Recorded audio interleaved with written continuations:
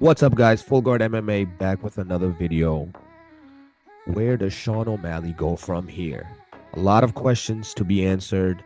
Dude's talking about wanting to step away for 9 months to a year. And what's next for Rob? Is he ducking Umar? Does he want Figgy next? Let's get into it, Ali. Bet. Sean O'Malley's coming off a tough out of Merab Dvalishvili. He got absolutely smashed in that matchup. He was able to secure one round, in my opinion. The judges gave him two, and that's crazy to me. A lot of critics coming out of the woodwork all of a sudden talking about Sean O'Malley was never that good. He's just a striker. A lot of critics coming out for Tim Welch after they beat Aljamain Sterling. Everyone was like, oh, Tim Welch got him that victory. He made Aljamain commit to going in and get knocked out. And now all of a sudden he's talking to Merab and it doesn't work. And now Tim Welch is the worst head coach in the game. Sean O'Malley's talking about he's going to get hip surgery. He's going to be out 10 months. What do you think is next for Suga Show? Honestly, for me, I think he's going to come back end of first quarter. Maybe take on Henry Cejudo in a grudge match. What do you think about that? I can see that fight very well happening. I know Cejudo is hyped. He called him out ASAP. But so did Corey Sandhagen. And I think that's a much better stylistic matchup for the fans. I think that's a better matchup overall. And it favors Sean O'Malley's fighting style even more. I think Cejudo's a little bit older, so he is...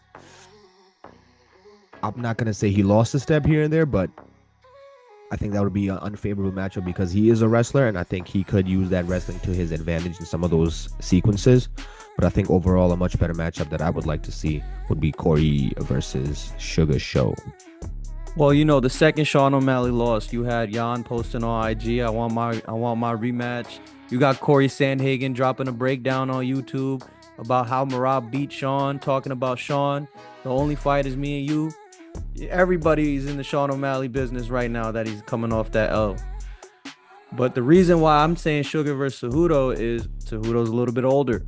Former double champ, big name. It's a nice win to have on your resume. We saw how he fought against Merab. He honestly did better than Sean against Merab, but still, nearly 40 years old, 5'4". I think it's a tailor-made matchup for Sean to find a knockout. That's why I'm leaning towards Cejudo. Just a little too old for Sean, man. In his prime, that's an easy matchup for Cejudo, but right now I think Suga could possibly get that, and it'll be a big win on his resume. Yeah, especially with that hip surgery coming in, I think he's going to have some time off. He's going to get, he's going to get better in the wrestling department. He's going to train, especially after what Merab did to him. I know that's an area of improvement for him. That man was kissing him, man. Had him down bad kissing him. Dude sunned him, bro, literally. And I don't know why Peter Yan is calling him out. O'Malley's not giving him that rematch. That was a tough fight for O'Malley to begin with. I personally thought he lost. I know you thought he won, which was a crazy.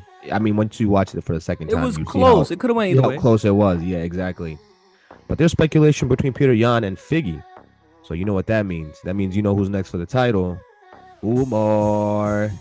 Back in Abu Dhabi for the Bantamweight title. Merab, Umar. I like Black that, Papaja versus the White Papaja. Yes, I wanted that fight. pink papaja, though. The pink papaja got taken out the game, man. I think that's going to be one of the biggest fights for any hardcore MMA fan. Merab versus Umar. I think Umar might make it look easy, man. I know Merab is not going to do all those takedowns that he did against O'Malley, like he did against O'Malley, like he did against Jan. He's not going to do those same things against Umar. Umar's a much better grappler, a much better striker. So it's like, I just think he's a tailor-made matchup, and Umar just does everything better, maybe except for an insane gas tank.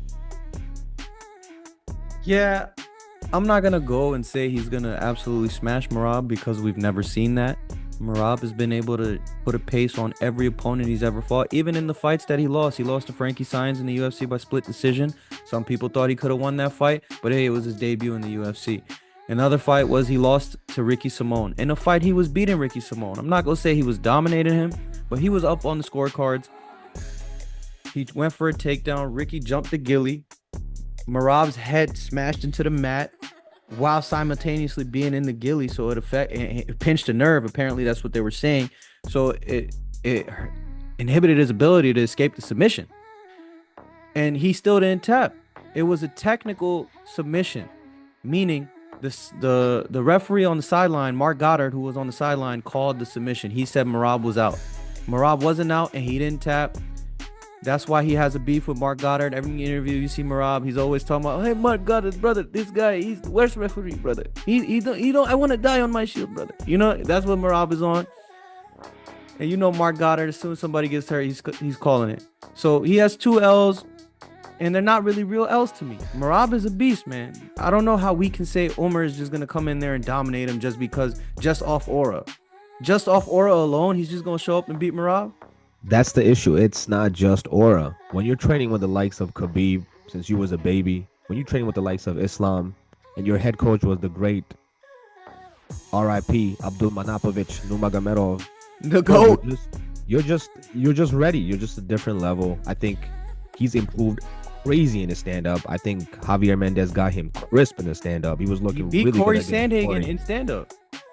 Yeah, and the surprising part was he couldn't do much with him on the ground, but the stand-up was looking too crisp. And I think that's gonna be the deciding factor between Merab and Umar. I think the stand-up is just gonna be way overpowered for Umar. I think Merab might have a slight advantage in the aggressiveness, but I think overall technique, Umar got him, man. It's hard to sleep on the dude. I can't pick against him. Umar's definitely the more technical kickboxer in the matchup. He throws a lot of nice kicks. He throws a nice switch kick to the body. He throws a nice question mark kick to the head. He has a nice lead leg, active lead leg. He uses that lead leg like a jab, pretty much. His hands are decent. They're nothing crazy, but he has a good uppercut. He knocked out Barcelos with an uppercut. So we know he has power in the uppercut. Umar is definitely the more crisp striker in this matchup, but Merab, you know, he puts that pace on dudes. It's not really about technique when you fight Merab. It's about that gas tank. Can you match what he's putting out? Because he's coming at you at 1,000. Merab's he's like that kid on Adderall, that little white kid on Adderall. Everybody trying to get him to calm down at the function. And his mom's holding his hand the whole time. Johnny, stop it. Johnny, stop it. But he's not stopping shit. You know what I'm saying? That's Merab. He's a jitterbug, man. Merab is a menace. You have to be able to match that intensity or at least nullify that intent. You got to get him to stop fighting at that pace or match that pace. That's the issue. And that's why I think Umar got it. I think he's equipped to handle all that, and I think he's going to do much better than people assume. The funny thing is, though, anytime Merab hears Umar's name, he wants no business with him. So that leads me to believe that, you know, he's probably not going to take that fight against Umar next, unless he's forced to, unless it's like in Abu Dhabi and they give him the bag for it. But I think overall he wants like another former champion. I think he wants Figgy next. I think Figgy has a good case to be next up for the title. But then these rumors with Figgy and Jan, who knows what can happen. But I don't think Umar gets the title, even though everyone wants him. Even though Joe Rogan asked Merab about Umar, I personally don't think Merab wants that fight next. I think he feels like Umar needs to do more to deserve that title fight. So we may see a Umar versus Jan, and then we may see Merab's first title defense against Figueiredo, because he is a former champion coming up, and he's been looking good in this bantamweight division. Everybody wants Figueiredo. All of a sudden, everybody wants Deuce Tigueira. Everybody thinking Figgy's easy work, man. Yo, Figgy's about to start. He's showing up in the bantamweight division, upsetting a lot of apple carts. You know what I'm saying? He's not playing around. He smoked Rob Font. He smoked Cody Garbrandt, and then he got the upset win over top 5 Chito Vera. Figueiredo showing people he's no slouch, yet they keep sleeping on him. Sean O'Malley wanted that Figgy fight when he was champ. You know damn well Merab wants that Figgy fight now that he's champ. None of these dudes want to fight Umar, but he can't run, man. He's gonna have to fight Umar. We already saw him. He was ringside. When the fighter's ringside, you already know what time it is. That's the next matchup. Especially when Joe Rogan asks you by name and then the camera goes in on you. So I got a little bit of an inside scoop. This is not true. This is just my speculation, just being an MMA fan. Umar and Merab used to post videos of them training together at the Performance Institute. Umar beats Corey Sandhagen. All of a sudden, Merab's talking about, oh, you know, he's good, but this privilege, brother, this privilege. Oh, just because his cousin is UFC champion, gold lightweight champion, he gets title shot. This is privilege, brother. And he's talking about all this excuses when Merab has never been a man to show excuses. He's always been down to fight anybody. He's always been blue collar, hard work, 10 fights to get to a title. And now all of a sudden he's talking about, oh, this guy didn't earn it. He's never cared about things like that. In my opinion, Umar put them hands on him in the Performance Institute. He beat that boy down, and Merab knows what's up, and he don't want that smoke. You don't want that Could've smoke. got That's him. my opinion, man. That's my opinion. Any of you fans out there, I challenge you to question. You know what I mean? Provide me with evidence that that's not true. They were training at the Performance Institute. All of a sudden, they were homies. They're posting IG photos. Now, all of a sudden, Omar beats Corey Sandhagen, and Merab is like, oh, he doesn't deserve title shot, blah, blah, blah. That Omar was never my friend, Dana White style. You know what I'm saying? I can see why that's true. Merab is not the type to duck any kind of smoke. But his main thing, his main power, his X factor in his fights and all his fights is his aggressiveness. The fact that this dude's gas tank is just unlimited, and he's just always spamming those takedowns, always pushing you against the face. Always pushing you against the cage. He's always putting that pressure on you. I just think with Umar, that's just a bad recipe. I think that's just a recipe for disaster. I think Umar can just pick him apart. If he's going to attempt a takedown, I think Umar has great submissions. I think he has a great guillotine. I think he has a great Darce choke. And these are high-level grapplers, man. These guys been doing it since they was kids, man. Like, it's no joke, man. These guys out there, they're trained. I know Merab does his thing. I know Merab had a full-time job while he was training, all that stuff. He's a stand-up guy, and I really respect him for it. But I just think there are levels to this game, and I think Umar is just the top of the top, man. You're